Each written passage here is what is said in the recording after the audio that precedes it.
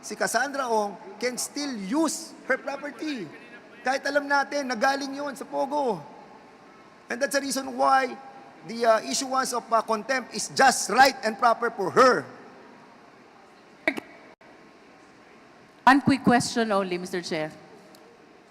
With the indulgence of Chairman Dan. Very quick, Chairman yes, Dan. Congresswoman Jinky.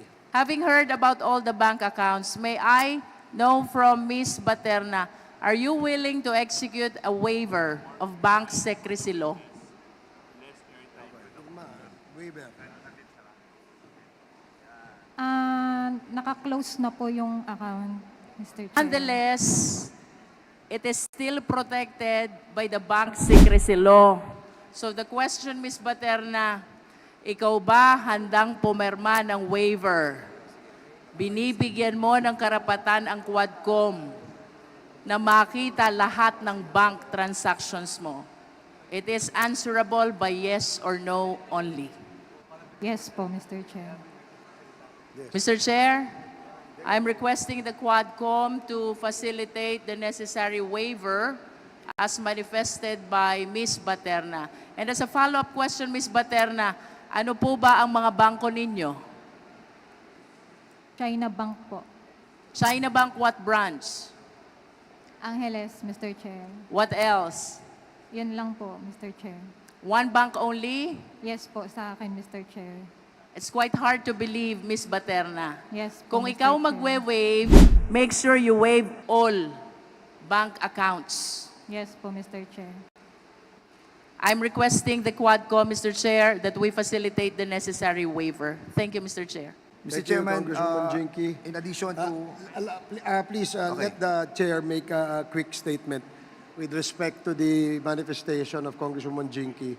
So, the Secretariat is directed to coordinate with Ms. Baterna with respect to waiving her right and giving access for the committee to look into her bank records.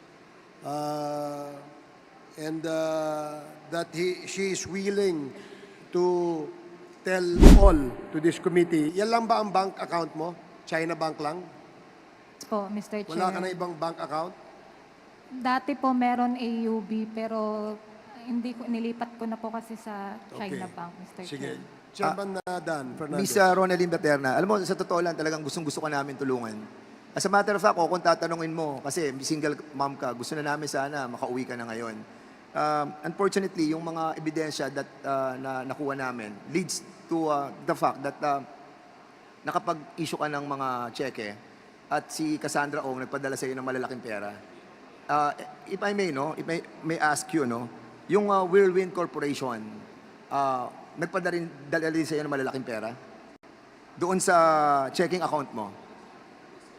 Mr. Chair, sa totoo niyan, yung mga pumapasok po na pera dun sa checking account ko, hindi ko po alam. Hindi mo hawak yung account? Hindi po, Mr. So, Chair. sino umahawak ng account? Kala ko sasabihin mo lahat.